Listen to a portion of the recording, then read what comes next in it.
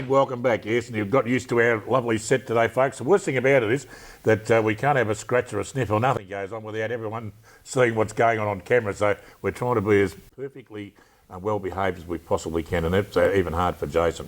This afternoon, the 94.7 match of the round at the Keith Barclay Oval is North Geelong Magpies, who are doing nothing wrong at the moment, and they take on Werribee Central, smarting from their very first loss of the season against the Bannockburn Tigers last week. It'll be an absolute ripper. And boys, who is going to win this one? And obviously, I hope you're going to say it's going to be North Geelong. I've got to be unbiased, of course. Do you want me to start? Yeah, go on, Jace, go. Werribee will win. What? No, I just want to say that. Look, I think at half-time a couple of weeks ago, Frank Foppiani allegedly gave the North Geelong boys an absolute spray when they were playing Bannockburn, and I'll just be interested to find out whether he might use that as motivation for the rest of the season, because it really kick-started the second half of the year for them. They played really well against Bannockburn and, you know, got over the top of Thompson, who are not easy to play against at Godfrey Street.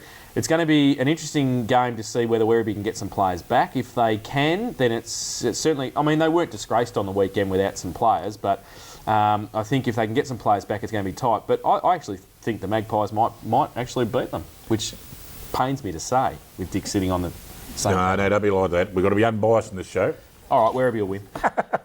I know, because you don't know. We won't go through that. No, we won't go through that again. Go that gag again. Dale, obviously Paul Riggy's been an absolute sensational full forward for North Geelong, and I think one of the great things is that Toddy Elsey, they can move him out to centre half forward, and he's contributing fantastic there as well. He'll be one of those mobile centre half forwards too, I reckon, Toddy, working out through that middle of the ground. But don't be like that. Not even be nasty. My nephew. Look, he's a good kid. He comes in, sees me at work regularly, and has lunch with his wife and does the right thing, or partner, anyways. But look, I think Jason's right.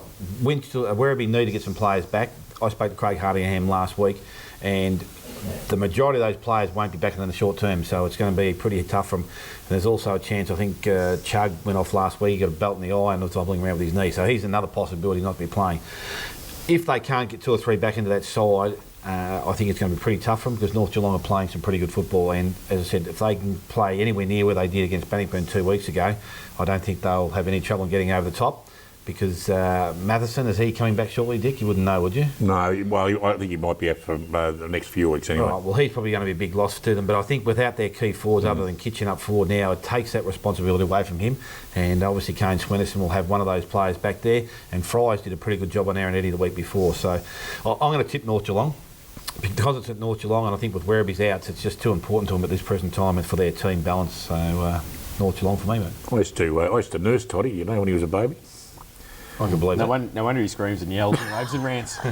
I would too. Look, he's playing good footy, and the reliance upon him has been pretty heavy over the last 2 or 3 years as a kid coming through from junior footy, so they've really had no one else up forward. De Blasio, I think, is pretty good at centre half forward. He's mobile, and now with Marley Swain, you can throw him forward or through the wing. Yeah. And Luke Parker. Luke Parker was. And what we've been saying is that the inclusion of Wade Bowyer has made an absolute difference to the team, because they've been able to push some other players around. We've said for 2 years, you know, Kane Swinnerson's a fantastic ruckman, but he needs some support. He needs to go back and play somewhere else. So, and Wade Bowyer was best on the ground last week against Thompson. He was fantastic. Big Bull Weiss was the bloke I would have had back there, even if he's, I don't care if he's 35, he's just one of those big blokes that competes, and that's basically all they needed through the middle of the ground, and that's Wade Bowyer's made a hell of a difference. Okay, well, you can catch all the action of that game, folks. 1:30 this afternoon, 94.7 the Pulse. Jason and Dale and Cal Lowther doing the calling out there at the Keith Barclay Oval. It'll be a fantastic game, and you'll enjoy all the action on 94.7 the Pulse. Other games on this afternoon, out at Footrot Flats, the Anarchy Roos taking on East Geelong. Dale, who can win this one? Well, I think East Geelong will win it, only because it's they can't afford to drop a game, and I know that they can't finish any lower than fifth now. I don't think Thompson can make it, but they want to stay as high up that ladder as they possibly can, and if one of the other teams slips up and they can get into third position, I think that'll really suit them. The ground will be very, very wet out there by the time the weekend, or by this afternoon, because of the rain we've had during the week. So I just think East Geelong too much to lose. Jason.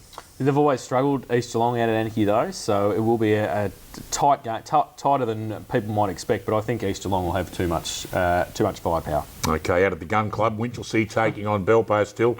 Promised a lot at the start of the season, the Winchelsea Blues. Belpo Still now coming back into real form, Jace. They have. They've been stringing some wins together, which has been good for them. We watched them in round one against Winchelsea, and Winchelsea got over the top of them in the last quarter. I'm sure Brent Gergich will be bringing that up.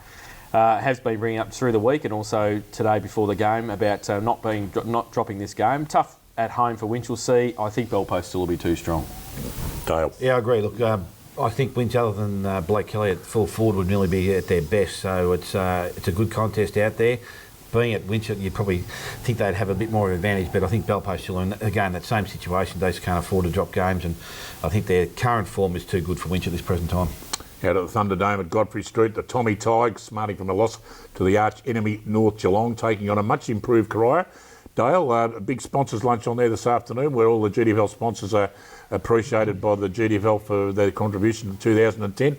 Be a big occasion out there, but even though Coria improved last week, I think Tommy Tigers will bounce back pretty well. Yeah, I think they're right there, Dick. I think their balance they've got going now, and some of their players that they need to play well. Sean O'Neill is one of them. He's been probably the bloke they missed for most of the year. Soldamarki's kicking goals from up forward. Jackson McLeod's playing well. Stephen McLeod? Yep. He's also back into that side after a couple of weeks, last couple of weeks, and been their better player. So, look, they've got a pretty good balance back there at Thompson. And as I said, not to go down to you blokes last week, it was only 2 or 3 goals, I think, at the end of the game. Coria plays some pretty good football against Inverleigh, and it was only that last quarter fade out that cost them the game. So I think Thompson at home, though. Fair enough. And of course, Bannockburn out at Victoria Park. They take on the Belmont Lions, who have not won a game this year. And Jason, I don't think they can do it next Saturday, well, this afternoon, I should say. No. Won't do it next Saturday either. It'll be very difficult next Saturday, and just as difficult probably this afternoon, I think, for the Belmont Lions. Unfortunately, Bannockburn is looking the goods at the moment at the right end of the season. They're starting to string some wins together. There's some consistent football. Their backline's looking quite strong, and they've actually got some midfielders winning the footy throughout the day. So I think they'll be too strong for the Belmont Lions. Fantastic. What do you reckon, Mr. Bannockburn?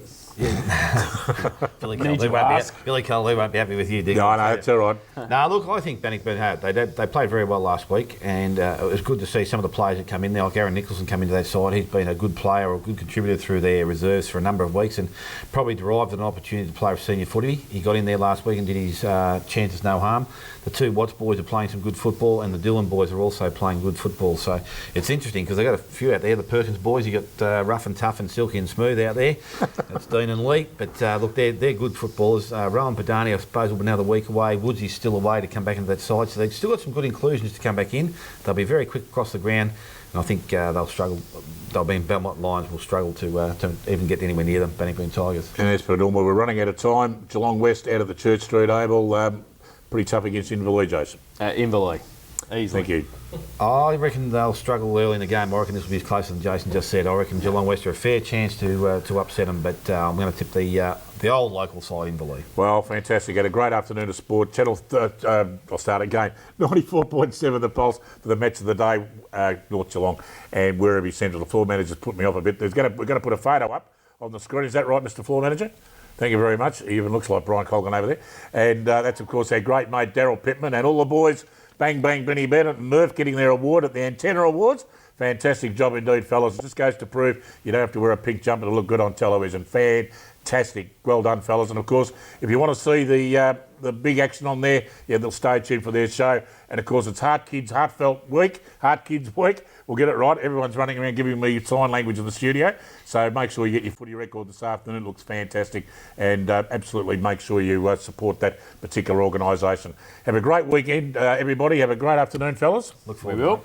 And I hope that we can get our new set back again next week and we don't have to stare at each other and put each other up and have a little giggle like little children. No, we'll be right, mate. We'll be right. We got through it today, so we've done well. Stay tuned for that great footy show that one of the words, oh, I do, I love a Saturday, oh. Yep, Channel 31, the big morning of sport on Channel 31 on a Saturday morning. Or Digital 44. And Digital 44, where I look a lot slimmer. Take care, everybody. Have a great afternoon in sport. We'll see you all again next week. Bye for now.